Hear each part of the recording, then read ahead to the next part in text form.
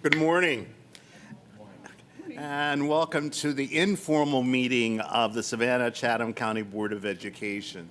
The informal meeting is just that. It is an information meeting only. We do not make any decisions during this meeting. It is information only. So I will first make sure that this has been advertised. Our board secretary assures me that it has.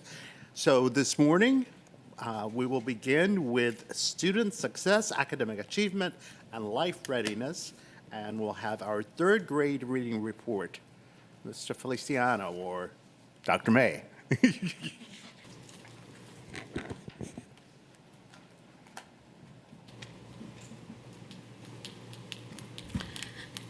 Good morning.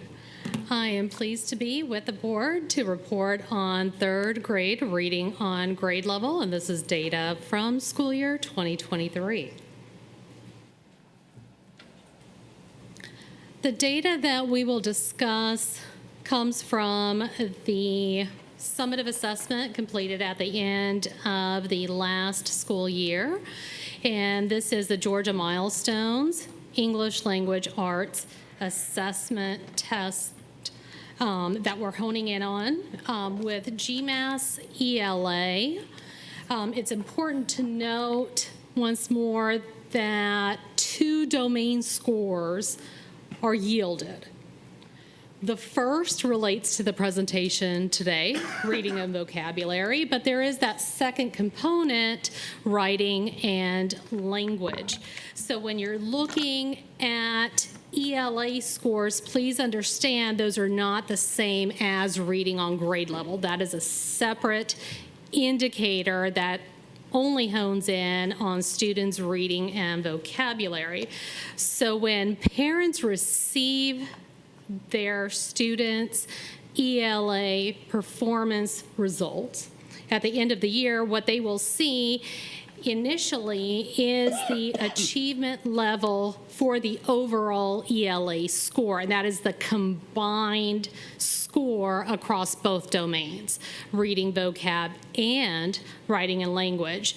So it is possible, as is intentionally selected in this particular report, that a student may actually perform at the beginning learner level in ELA, and yet, when you specifically look at the reading and vocabulary domain only, reading on grade level, that Lexile indicator that's built in, what you'll see, as is in the exemplar, is this student is in fact reading on grade level for third grade. So it's really important to distinguish between the two. There seems to be a lot of confusion or assumption, if you will, that ELA and reading on grade level are one and the same, and they're not. I want to make that very, very clear.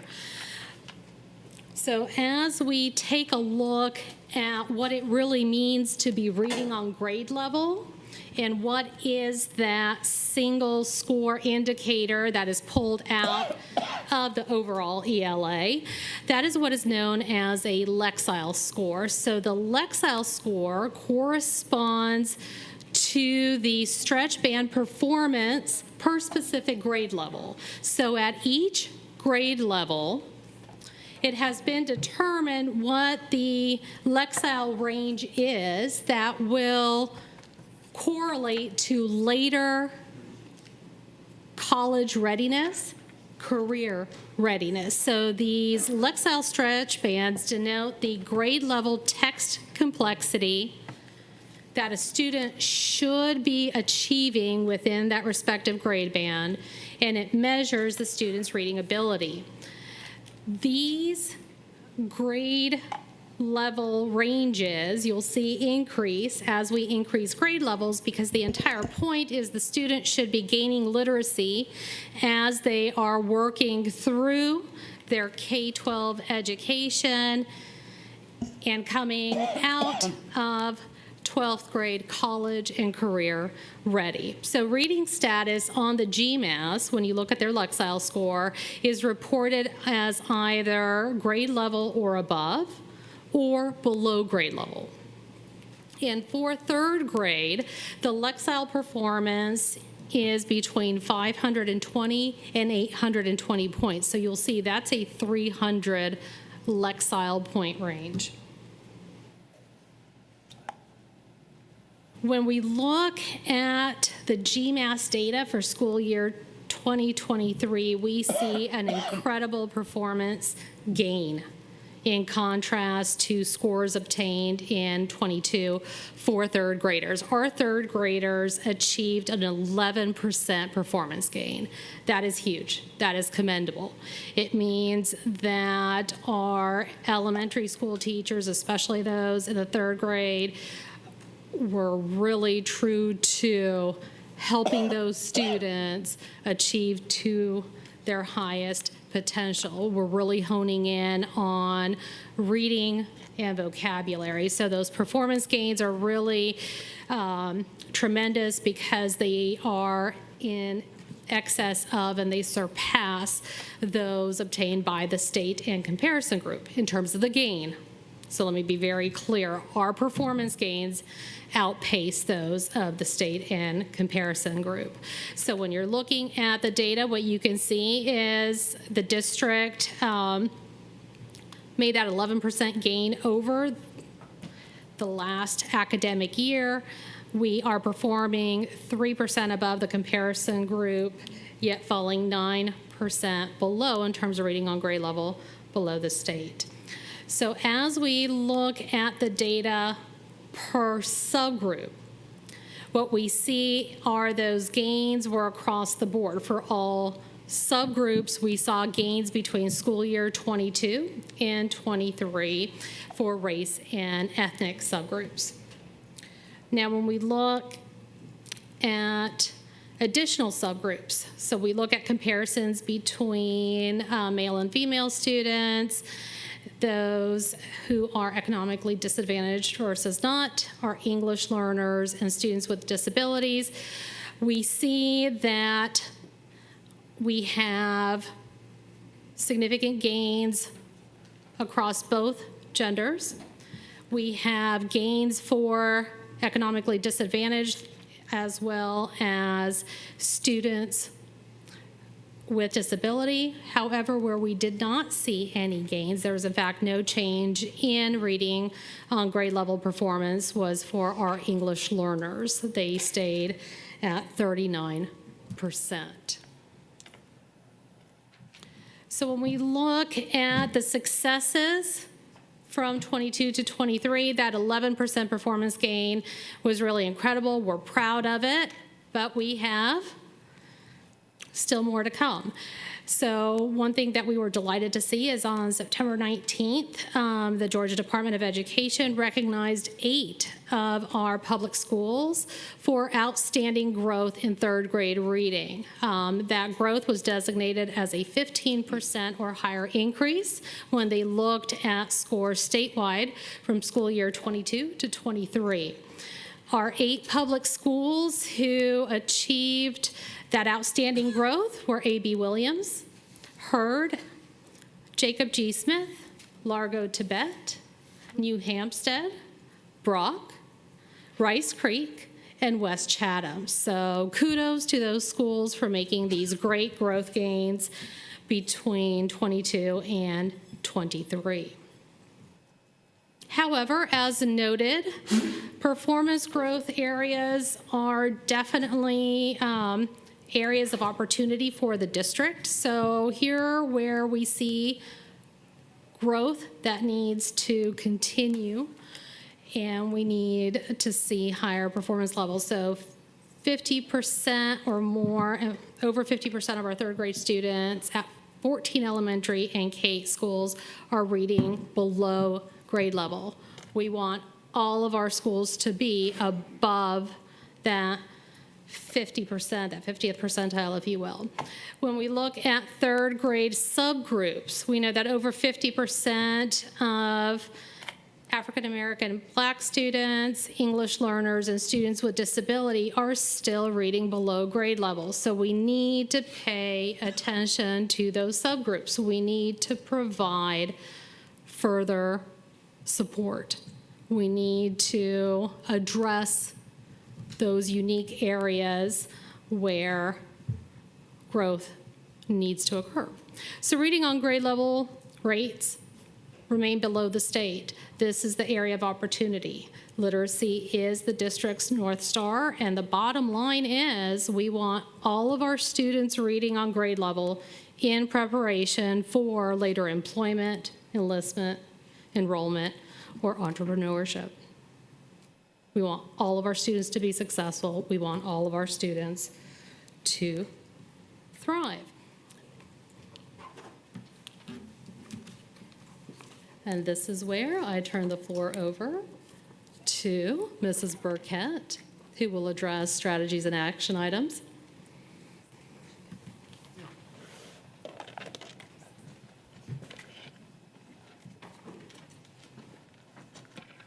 All right, good morning, everyone. Thanks for the opportunity to speak with you. Ms. Taylor and I are going to tag team as we talk about some of our strategies and action items related to literacy. So as you are very well aware, we are about to embark on our letters journey, Language Essentials for Teachers of Reading and Spelling. Super excited to do that. We've been very strategic in how to set that plan up, beginning with front-loading success for our teachers by having our administrators of our school buildings, our district administrators, and our academic coaches begin training first. So they'll begin their training in October. Pretty much next week, they should be getting their logins to get started. So that will give them the ability to experience what teachers are experiencing, be able to embed some of the conversations and practices into the school day, as well as be able to support teachers when they are beginning to implement those practices in the classroom. Additionally, we're a pretty large district, so we need to think about sustainability. So while we have about 200 administrators and 1,200 teachers who will go through the initial training, we will still have some that are going to be new to us. So we've been very careful to consider how we would do that. So while our first 2 years of training, all of those teachers I just mentioned will go through training directly with letters. One of our, or two of our cohorts of academic coaches that will also start in October will continue their training and then proceed on to facilitator training.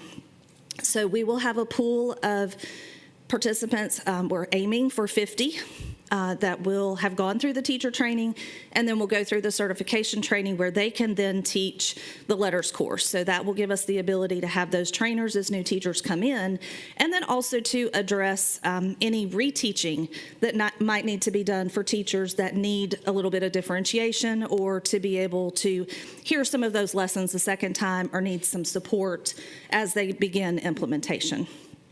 And then finally, just being very strategic with our teachers. You've heard that we're going to focus on K-3 across all of our elementary and K-8 schools. That's not just our homeroom teachers. That's also our special education teachers, our ELL teachers, our EIP teachers. So we'll be able to give that expertise, professional learning, increase the knowledge and skills for those teachers that do address and support our subgroups.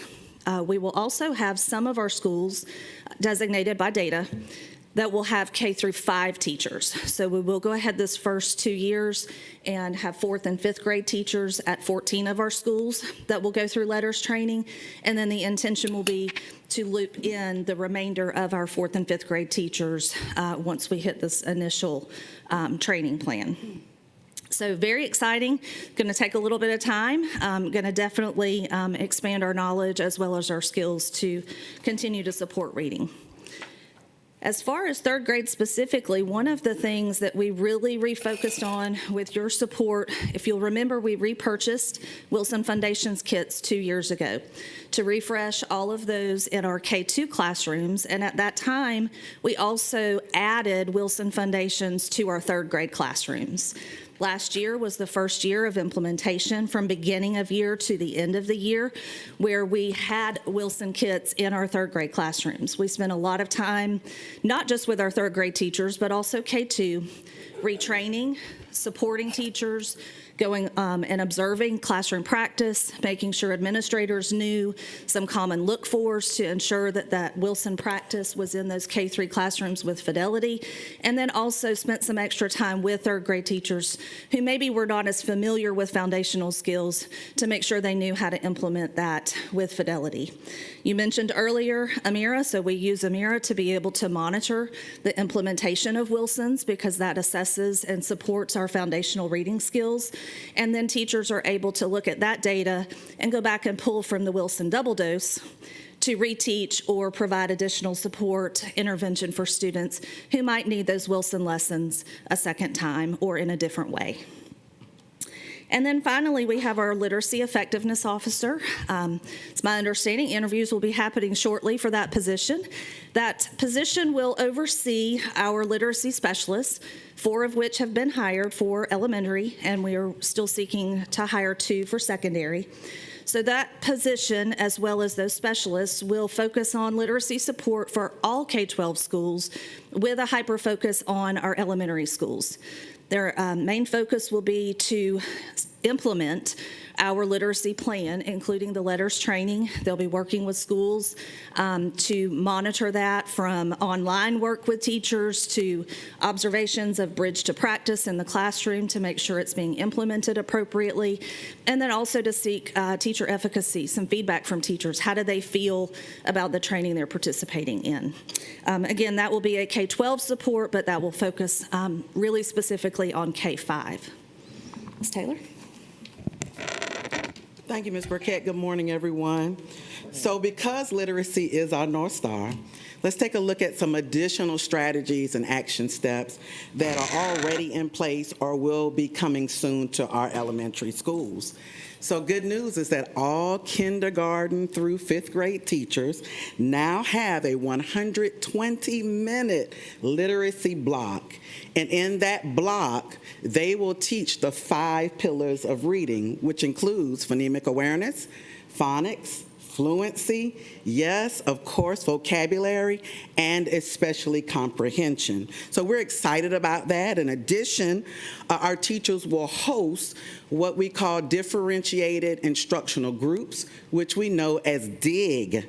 And so DIG will allow our teachers to spend 30 to 45 minutes of instruction based on the data that they receive when they assess their students, and it will focus on supporting our students on grade level standards gaps in the classroom and in their learning. So we're excited about that dig time as well to support our students. To support reading instruction, we have resources that will continue, such as Amira. iReady will still continue to be used in our classrooms, and decodable books. Now, decodable books are written for the beginning reader or the beginning learner, and it contains the specific grapheme, phoneme, correspondences students have to learn. So let's think about the Wilson Foundation program for explicit systematic phonics instruction that we are providing to our K through 3 learners. They will be able to use that instruction and apply it to their use of decodable text and their reading. And this will provide them and develop their automaticity, or the ability to read effortlessly. And they will be able to experience, you all, that reading success, that independent reading success. So we're really excited about the use of those decodable books in our classrooms for our early learners. As additional literacy instruction support, teachers have access to, and we're excited about this as well, Studies Weekly. Studies Weekly is a kindergarten or K through 6th grade core curriculum, but it's in periodical format. And this allows our students to read across the content areas. So it's science as well as social studies. So very excited to have those in our early learning classrooms. Our teachers also have specialist supported extended collaborative planning. And this allows our district learning specialists to support the facilitation of collaborative planning and focus on the instructional needs of our students, but also provide our teachers with the necessary support in their next steps in instructional delivery. Now, let's turn our attention to how we will support our students with disabilities. So to support our students with disabilities and follow the Literacy Task Force recommendation, we have added special education program managers. Now, our program managers will support the implementation of specially designed instruction, also known as SDI, in our schools. Now, specially designed instruction, you all, is the instruction provided to students with disabilities who have an IEP or an individualized education plan. Now, when these students receive this, it allows our students that have those IEPs or those individualized education plans, it helps them to master their IEP goals and objectives in order to have better access and progress in the general curriculum. So our program managers will also design and present model lessons to enhance the skills of co-teaching teams, and they will also design and implement a variety of job-embedded professional learning opportunities and experiences aligned with the school improvement goals to support our students with disabilities. Lastly, but certainly not least, to support our English language learners, or our ELL students, we will provide specific teacher training and best practices for our ELL students. We will add an ELL program coordinator in order to support our teachers and families, and we will also expand program services in our neighborhood schools. Thank you so much.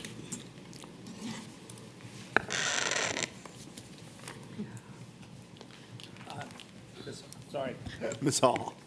Ms. Burkett, you mentioned that there were 14 schools that you will be going all the way up to 5th grade. Yes, with it. Might I ask, are the schools that we just discussed an hour ago, are they included so that there's some sanity to our direction? I'd like to emphatically say yes, ma'am. Okay. Yes. Because that is a thought, what happens to the kids at the end of 3rd grade going into 4th if they're going someplace where this has not been afforded, you know, will that impede their progress? That is a very good question, and yes, ma'am, we are taking care of that. That's also why we are focusing on our EIP and our SPED and our ELL, our subgroup teachers, so that as students do move from school to school, there will still be support, whether those 4th and 5th grade teachers have gone through the training or not, we'll have the support through those small group instruction teachers as well. I just have one other question, and Yes, then ma'am. I'll be quiet. Ms. Taylor, do you feel all teachers make good reading instructors? I believe that our teachers are doing the very best that they know how to do in those classrooms based on the training we provide from the district. I believe that with this letters training and professional development that we will promote and enhance, it will allow our teachers to not only be able to go back in and support our students in literacy, but our teachers will have that light bulb effect and know why they're teaching literacy the way they're teaching it in the classrooms. And I think that if I was a teacher right now, I would be elated with the choice that you have made to provide them with this letters training. Thank you. Thank you so much. Ms. Grabowski. I love your enthusiasm. It's Absolutely. fantastic. I remember she interned at Georgetown. It all goes back to Georgetown for you.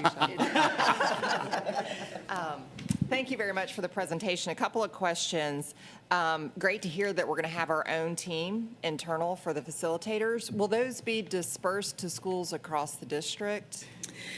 You look like So yes and no. Okay. So We will have some who are at the district level, for example, teacher specialists, learning specialists, literacy specialists, that will be going through that facilitator training to support any school. Okay. We're also aiming for our academic coaches that are in our schools so that we have a layer of support right there, boots on the ground with teachers. So trying to layer that district level as well as directly in the school for the teachers to have access to.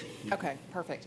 And then another question, certainly understand the reason that we are hyper-focused on our youngest learners, but I also am concerned about our middle and high school students. So can you address, does letters speak to those upper grades? And then I understand that the literacy effectiveness officer will include those, but can you talk a little bit more about how we're helping those students? Sure. So I can tell you right now that we are on the verge of finalizing the 6 through 12 literacy plan.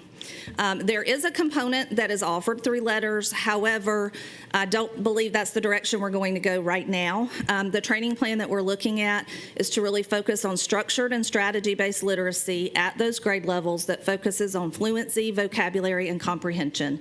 They're looking at bringing in some great national resources.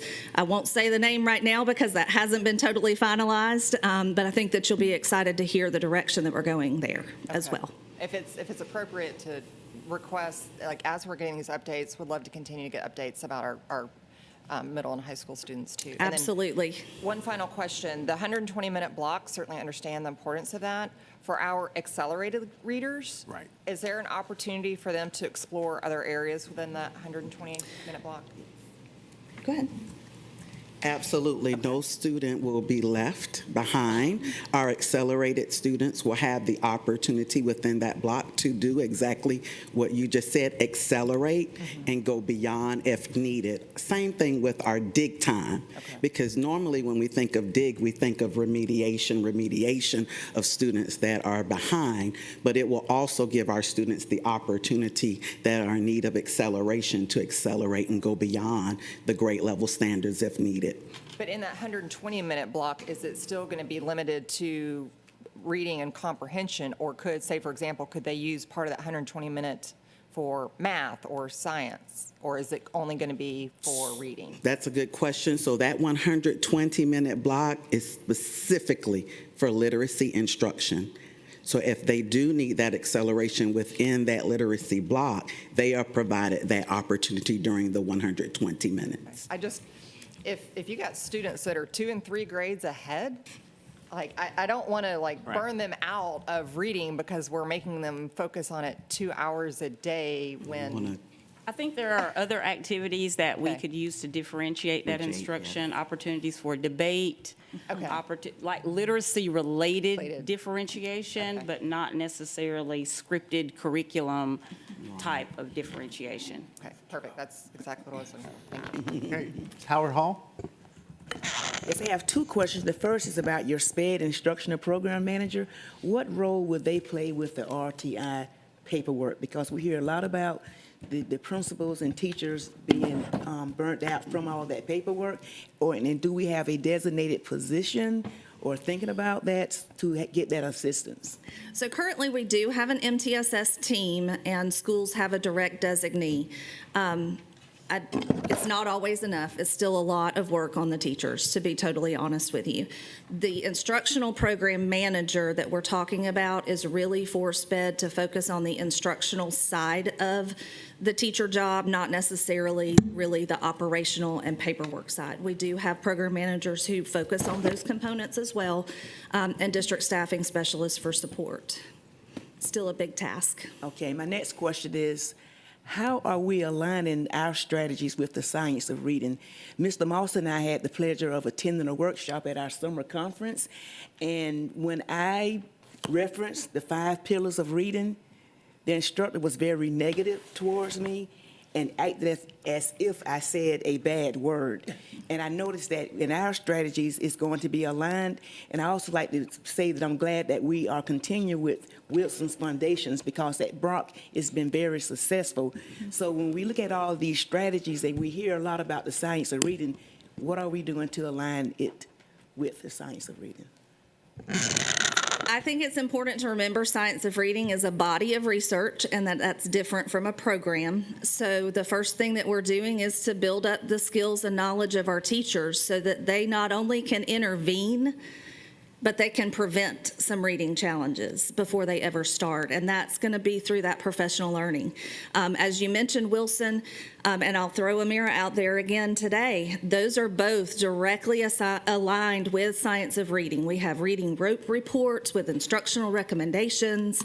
So I believe the collaboration between the resources and the training is going to really solidify for our teachers, this is why we are doing specific things. That's why we have selected resources for us to use across the district so that all of our students can benefit from that. I commend you on this because due to the gains that we had based on last year's data, without considering the science of reading that's being the overall, overlay of our program, I commend the staff from last year and our previous superintendent as well, because we have gotten a lot of negative feedback on our third grade reading scores, and it's good to see the 11% gain.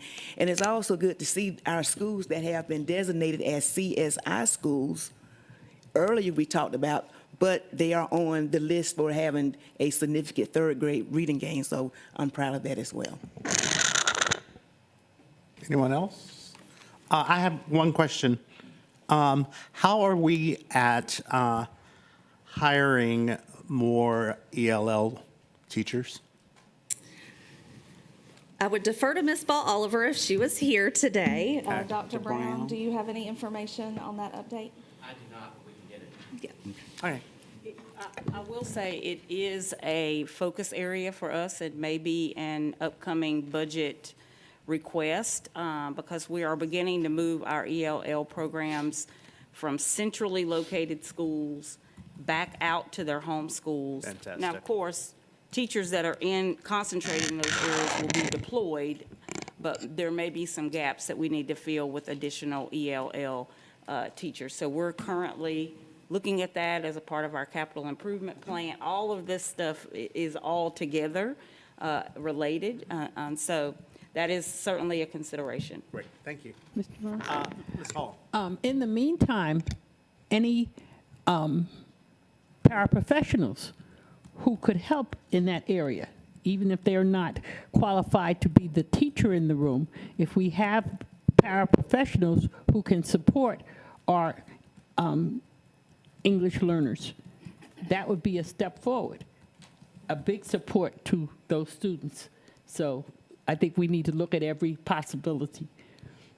And Ms. Brown, Hoskins Brown. Thank you. My question is actually moving to some data in the executive report, so I don't know if anyone else has a question on the strategies. Okay, thanks. All right, Dr. May, I got a question about Yes. the data for Susie King Taylor on page 6. Okay. I just have a question about the mobility of those young people because the percentage points lost at reading at or above grade level have been low across grades. And what I'm wondering is, are these the same young people, or has there been some movement? Are these the same young people that we're seeing across those grades, or has during this time Susie King Taylor had some movement of young people in and out, and we're looking at different young people, snapshots at different young people? That's a wonderful question, and ideally, I'd love to have Dr. Medina here to address all of this. This was addressed in context of another meeting, and we took a look at their data as well. I can say, and this is really parroting a lot of what she indicated in another context, the transition in leadership that has occurred. So the initial transition, the previous principal who was there for less than a year, and now with Dr. Medina being the leader, that transition did enable some parents to make the hard decision to take their students out of Susie King Taylor, and in fact, their students are now part of our district schools. However, that was not the great majority of students. So to address your question, and this is a rough estimation, about 70 or so percent roughly, when you're looking at all those grades, are in fact students who have been at Susie King Taylor the entire time, but approximately 30% have since transitioned to other schools. Okay, thank you very much. You're welcome. Anyone else? Thank you very much. Thank you, ladies. Thank you. Yes. Love that enthusiasm. All right. Okay. Next, we will have our discussion of legislative priorities. And I will preface this by saying I had a conversation with State Representative Jackson, and one thing she requested is that when we come to them this time, to narrow our request to 2 or 3 requests that they can really hone in on. So today, everyone's been given what was on the general list. And what I'd like to do in this discussion is discuss what, based on what's going on with us now, what we need from our legislators. And some of this came up in our earlier session. And so, will someone, you're going to be doing a lot of typing now. Will someone come up with a suggestion for legislation addressing what we were talking about earlier with pre-K and kids starting earlier than 6? So, anyone? Who is our legislative rep now? Well, we have a whole delegation. No. I mean, we usually have a legislative rep on the board. Is that still Ms. Grabowski? Are you still that? I am unclear. Okay. Yes, I would love to be. And I have kind of taken it upon my own to attend the chamber sessions in the Good. past. Unfortunately, I was not able to attend this past year, but certainly happy to continue in that role. Then I nominate our legislative rep to develop that language. I can do that. Nice. Yeah. That's why he shortened his meeting. And I think the more that we can, and the reason I brought it up in our earlier meeting is I think the more that we can point to our own district when speaking with our own delegation, because this is, these are all priorities at the state level, of course. So the more that we can localize these priorities for our own students, I think the more successful, and the more it will resonate with our local Right. delegation. So in general, for the public watching, one of the things that we discussed earlier was if we could get legislation that children begin school at the pre-K or K level as opposed to starting at 6. Right. Because it's too late. We don't really have the capacity to say pre-K. I wish we did, where that could be, because right now we have children wanting to be in pre-K who we don't have. Well, the that's the seats other for, that's but the other part of legislation. it. That's the Yes. other legislation But, we can Mr. ask for. Grabowski, if you would Yeah. talk about the horrific need we have for pre-K, also that would certainly help us. Dr. Reagan. I would consider that one of our 3 would be mandatory pre-K that is fully funded by the state. See how that's one? Right, We just right. have that clause in the middle that connects the two. Yeah. I would, for me, and I'm sure I can get Michael to vote on it because he always says it, number 2 would be QBE. Can we just have a group to study that? We did. And There was an entire legislative committee that studied it last year. My question is, what happened? Yeah. Okay. Well, okay. Make recommendations then. Yeah. And maybe not treat every district the same, because I know some smaller districts are fine with their allotment, but actually have some, yes, some change on QBE. Some. Can we pick a year that doesn't start with 1908 or 19? Yeah. And I'm up for a third. I don't know. I'm not gonna. But those would be the 2 that I would definitely pitch right off the bat. One thing I would love to see, and we're going to go back to the science of reading, when that legislation passed, what was not in that legislation was funding for all of the training that we need for our teachers in science of reading. including retraining some at the university level how to teach our teachers the science of reading. You know, it was sort of a unfunded mandate. Or assessments and curriculum. Or assessments and curriculum. So, I mean, I love that we're saying in the state of Georgia we're going to do this, but it's got to be funded. So. Anyone else? I would just add, oh, sorry, go ahead. Well, I would just, we know that the voucher bill is going to come back. And I would love for us as a board to really advocate to our local legislative delegation the challenges that that presents to local districts in reallocation of of public dollars to private institutions. I think that story is a very complex one, and sometimes when things are made to be more complex, it's really easy to, so I think if that's something that we can tell a better story, again, from our local level, that would be one I'd like for us to identify as well. Mr. Kachmar.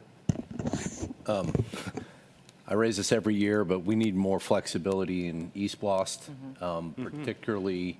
So there's kind of two debates there. One is, can we expand from, excuse me, expand its use from just capital expenditures, and that's not the change I'd like to see. What I'd like to see is particularly, we didn't know Hyundai was coming and everything on the west side when we voted to approve the resolution that went to voters and that voters approved. And a lot changes over a 5-year period. So I'd like some flexibility in being able to kind of reallocate funding and planning decisions, particularly when something like Hyundai is coming and we know that we're going to have to shift infrastructure needs and timing, and the main financial tool we have for that is East Blast. So we've raised it before. I do think whatever the three we finalize are, they shouldn't all three ask for more money.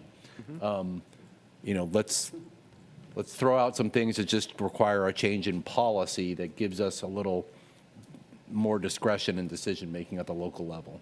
That's good. Howard Hall. Yes, this encompasses our universal pre-K. Right now in Georgia, a child doesn't have to enroll in school until they're 6. So I'm just saying, so include in that the mandatory pre-K that now the mandatory age will be 4. We have to, include that age because right now it's at 6. Although we have kindergarten. I understand. And it's fully funded.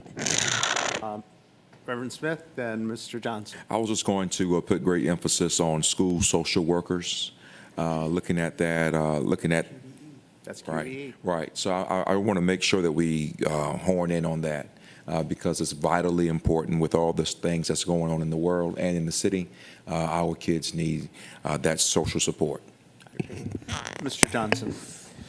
A couple things. One, I think the pre-K funding and the social worker stuff can be solved with QBE funding redone. I do agree with Mr. Kashmar about this flexibility within East Blast, just in case something does come into an area or a district. And going to the whole pre-K thing, if we're going to talk about starting it early, we also need to talk about what the dropout age is. In Georgia, it's 16. At least raise it up to 17. Or up to their 18th birthday, because that way, if we can keep them in school, they have a better chance of actually getting that degree and being successful in life. All right. Anyone else? Okay. All right. I will now accept a motion to go into executive session. Second. Moved and seconded. All in favor? Thank you very much.